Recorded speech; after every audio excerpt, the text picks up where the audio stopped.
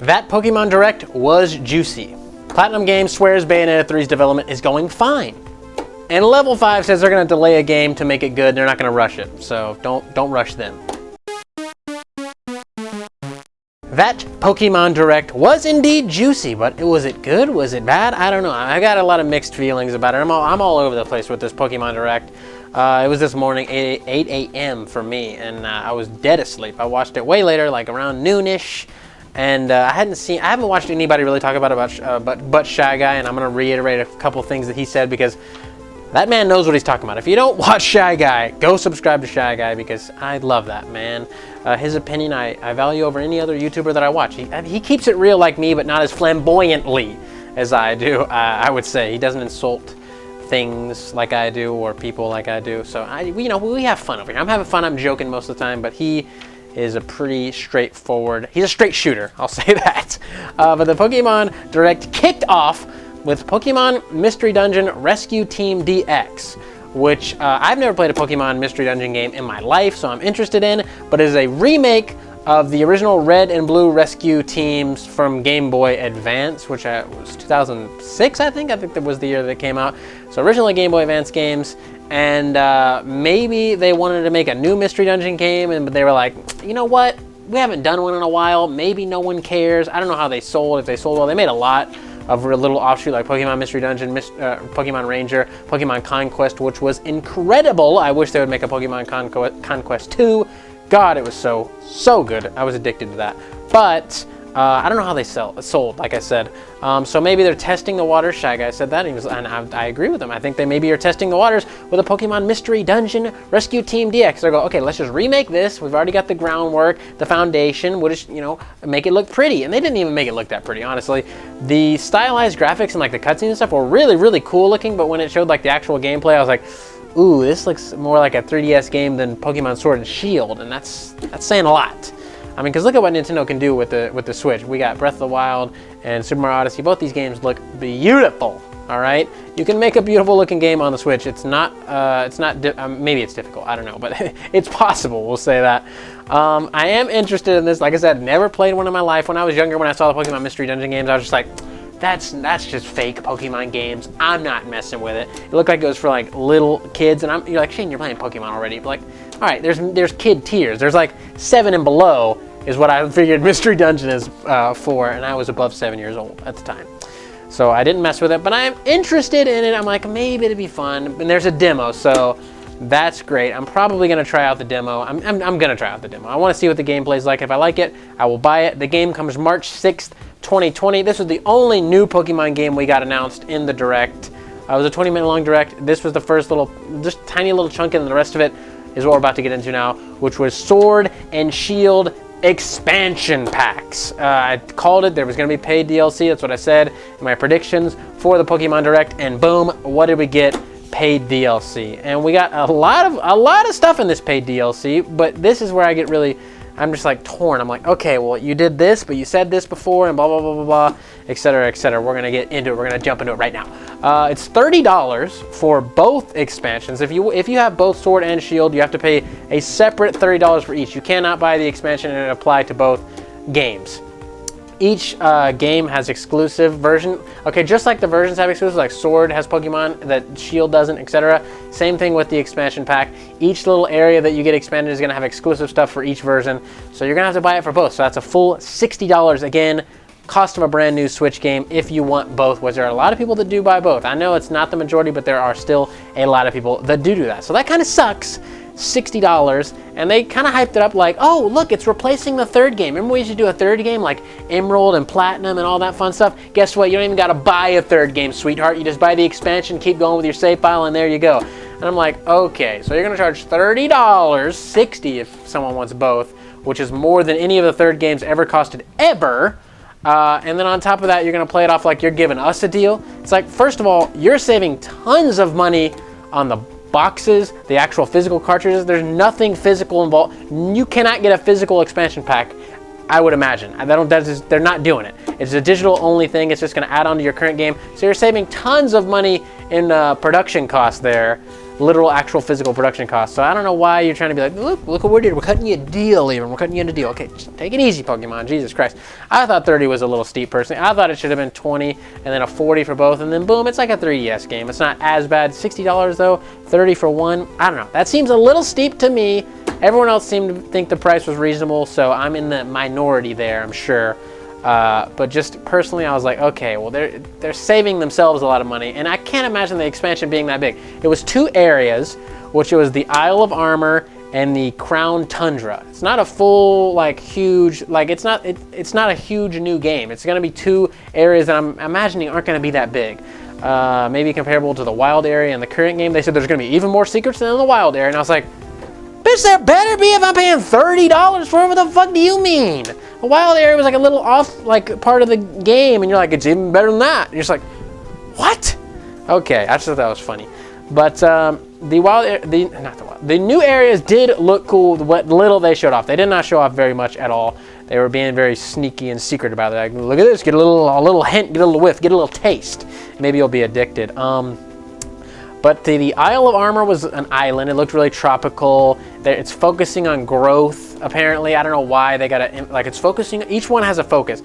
The Isle of Armor is focusing on growth, and the Crown Tundra is focusing on exploration. I don't know what do you mean focusing on growth. Like, I'm almost a 30-year-old man, and I'm going to be playing a Pokemon game, and I'm like, I really grew today from playing Pokemon. I don't know what they're talking about. Maybe your actual Pokemon are going to grow. I don't know. But there are new Pokemon. There's like this new fighting Pokemon that evolves like either into this one or this one, which has a different emphasis on fighting styles. It looked kind of cool. The first form I liked better than the second form. The second form looked like some weird anime character. I was like, that's not a Pokemon, but I guess it is.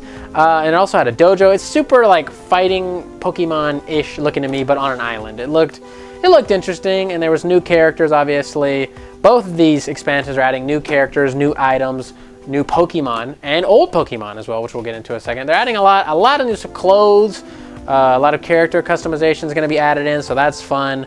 And the Crown Tundra is the Isle of Armor is coming June 2020. I don't know if I said that, but the Crown Tundra is coming fall 2020. No specific month pegged down for that one, and it's snowy. It's like Arctic-y looking, or not Arctic. It's like Alaska. It reminds me of like Alaska.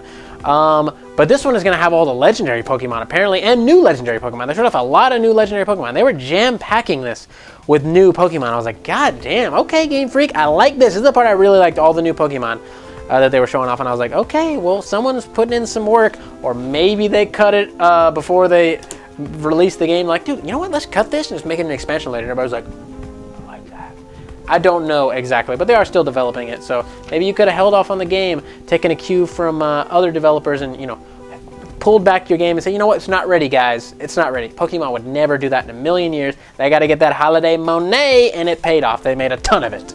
But yeah, the snowy area looked a lot cooler, like with all the legendaries, and there was like some raid battles and caves and stuff, and you got to help like some villager people. It all looked really cool. They were really vague, like I said, about everything that you're going to get to do and see in these regions.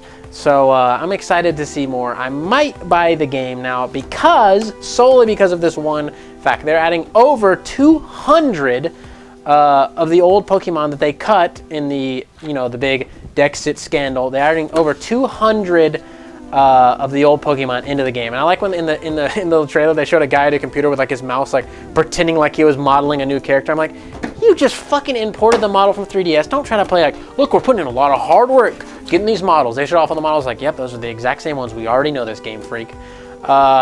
But it's nice to see them adding them in. Over 200. I feel like we only have a couple hundred more. When I was talking about it last time, I was like, okay, they're gonna add in like 50 or 100 if they even do. And everyone was like, I don't know if they're gonna, but they did it. Holy shit, they did it. They're, I guess, in a way backpedaling on their original decision. They're like, there was too many Pokemon. We just couldn't do it, guys. And then everyone got mad and they said, just kidding, of course we can. Just give us a minute. We're gonna, guys, can you guys start putting the Pokemon in? Because they're mad. They're actually mad. We didn't think you guys were gonna be mad. We were mad, Game Freak.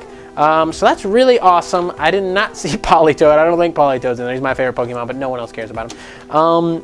So I think maybe eventually we are gonna get all the Pokemon back in, at least at some point in the future. Maybe if they want to do a second DLC pack or something. I think we're gonna get a Pokemon game with all this over 1,000 Pokemon in the game, and that is great to see. It's great to see Game Freak maybe in a way listening to fans, or maybe, like I said, they were just being greasy and they were like, you know what, we cut this before so we can add it in later and charge you. I don't know, and I can't say for certain, but I'm gonna go with them being good people. I don't know if that's a good way to go, but hey, I'm glad you're trying, which was what we're going with here, and it made me happy to see, and I might buy your game now. I'm still on the fence, but I'm starting to fall over onto the buying side. I'm trying my best not to, though. Solidarity with my non-Sword and Shield brothers out there. I know you're in the comments, and Shane, you're like, Shane, you're an idiot. Just have fun with the game, stupid. I'm sorry. But then also we got a small bit of information about Pokemon Home. Not really even. They were just like, it's coming next month, and that's it. They were like, we're gonna get to charge you money to transfer Pokemon. Are you excited? And everyone, I guess, maybe was or maybe wasn't. I don't know. I haven't seen many reactions. Like I said, I haven't watched it. I wanted to go in fresh, but I had to watch Shy Guy. But they said they're gonna show off more about Pokemon Home soon, so we will see when the time comes. I'm still really unclear what the whole setup is of Pokemon Home. So, you know, like I said, we're gonna see, but it is gonna be a paid service, which sucks. Pokemon is just milking us as hard as they can, nickeling and diming the hell out of us. But the overall, I would have to say that it was a positive direct. It was a little better than I thought it was gonna be. Kind of disappointing not to see any more new Pokemon games aside from the Mystery Dungeon. But hey, maybe later, right? Let me know what you thought of the Pokemon Direct. Maybe you were pissed, maybe you were bummed, maybe you were bored. I saw some comments already in some other videos, people saying like, it sucked, oh my god. But I thought it was better. It was better than I thought it was gonna be, is what I'm trying to say here. So, you know, Pokemon, you're starting to do good. You're starting to do good. Keep going down this path. Maybe a little less milky of the fans, and just put a little harder work into making the game look good, and god damn it, you're gonna win me back in spades. If I missed anything that I needed to talk about in the direct, let me know.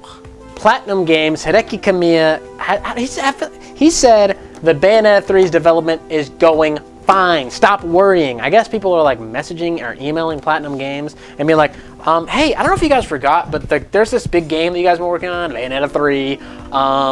Is that still coming, or did you guys cancel it? It's like, are you guys serious? Obviously, like, they're working their ass off on Bayonetta 3. It's their marquee franchise. It's what I feel like that's what put Platinum Games on the map, is Bayonetta, right? And they want Bayonetta 3 to be as amazing as possible. But I feel like Kamiya has said this. I keep reading this headline like over the last month. It's just like, they say it's going good, and it's like, okay, how many times does he have to say this? Jesus Christ, can we just calm down and stop bothering Platinum Games about Bayonetta 3? I want to see it as much as the next guy, but I'm not worried about it at all. If Hideki Kamiya says it's going great, then I believe him, all right? He's a weird ass motherfucker. He has no reason to lie to us. Look at those little glasses he wears. You think that man's gonna lie to you? I doubt it. He has a passion for games, and he says it's looking great. I'm gonna read the exact quote for you right here, actually. First of all, regarding Bayonetta 3, there hasn't been any new information at all ever since the first reveal, so I feel like a lot of people are getting worried about it, but the inspection for new systems is going well. I have no idea what that means. And the development is also progressing very smoothly. So please rest assured and wait for it. There are also many other interesting things I want to talk about, but it's a super secret, so I can't say. And I don't know what he's referring to there. Probably the new Platinum games that they're working on. I mean, what else would it be? He's like, Bayonetta 4 actually is coming out right after Bayonetta 3. Who knows what it could be? I don't know. But they partner with Tencent, so they got that money flowing. They got Daddy Warbucks just throwing money at them, and there you go. Hopefully it's going to make some amazing stuff from Platinum that's not censored, like I addressed before. But hey, stop worrying about Bayonetta 3. We'll get it when we get it, and we'll see what we see when they want to show it to us. I have faith in everyone over there to give us a great game. They just blew it on that Ninja Turtles game, and I don't know what else they've blown it on, but that Ninja Turtle game was bad. Sorry, guys. And speaking of delayed games, Level 5 President Akihiro Hino addressed everyone's concerns about their games getting delayed. He was like, whoa, guys, take it easy. Let me get the quote from him as well, because there was a lot of quotes, they were long. Sorry. Our development for games keep getting delayed, so it continues to make all our fans worry, but I want to properly build up titles we're currently working on. And it's like, great, please, that's the type of developer we need. We don't need people like Gamefreak that are just gonna rush something to an exact date. Like we told you a date a year ago, we're sticking to it because that Monet's gotta flow, baby. No, we want our games to be good. If they gotta be delayed a year, 2 years, I mean, Do you really want them to be patching the stuff for like months? Like, oh, actually, we still got to fix all this. You can keep playing it, but it's not going to be the great experience that you want it to be until like next year. I'd rather have it be the great experience out of the box. So I'm psyched that Level 5 said that. If you don't know who Level 5 is, they make like Professor Layton games, most notably Yokai Watch, which I really want Yokai Watch 4 to come to the Switch in America. They have it in Japan, on PlayStation 4 and Switch actually, and it looks so fucking cool. And I was like, this looks way better than Pokemon, to me personally, the new Pokemon. I like Pokemon as a franchise more, but talking about strictly gameplay-wise in the game, and Yokai Watch 4 just looks like it has so much love and attention to detail, and it just looks nice and crisp. Everything looks great. I didn't like the original Yokai Watch. I tried to play it because the battle system was really weird on 3DS. You're like tapping the screen, and I was like, this sucks. Like, that's not how I want to play an RPG. I don't want to have a little fucking pen in my hand and going like this and popping bubbles and shit. No.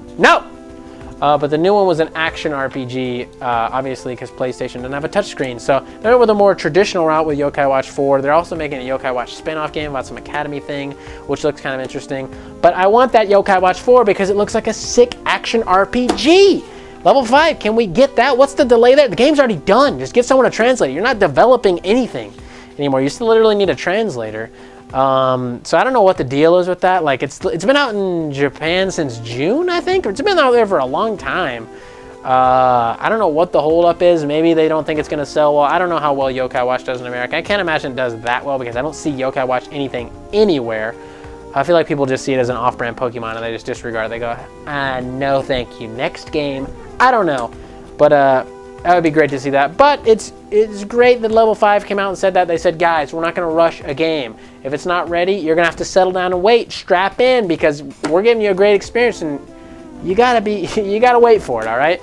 That's good. More companies should do that, not rush their game just for these deadlines and these corporate overlords, it's not Mario, overlords. And focus on having a good reputation within gaming. Fans will praise you if you give them good experiences, and if you give them rush jobs where you got to patch it, you're going to lose a lot of people. Even if they complain and go, "Oh, we want our games now," it takes time to bake a delicious cake, guys. I don't know a good analogy. I just love cake, so I had to say that. But anyways, tip of the cap to Level 5. I appreciate your. I don't know what that is. I appreciate your gusto, kid. You're doing great things. Keep it up. If you want to look like this badass on screen right here, hit up our merch store, fugamecrue.bigcartel.com. We got shirts, stickers, mugs, all that fun stuff. Good pricing, fast shipping, good quality. I ship out the stickers myself. So if you have any special requests, say, hey, Shane, lick the sticker or something like that. I'll do it, and you can frame me for a crime. If you want to support the channel but you don't want to buy merch, patreon.com/fugamecrue. For those $1 a month, you can really help out the channel. Art, current patrons, you're amazing. New patron, shout out to you. Thank you so much. Links to all that in the description. Also, my personal channel, Cam's personal channel. We also have a BitChute and a Vlare. Go check us out on those respective websites, and I'll see you later. So I want to say thank you to your loyalty. Thank you for your support.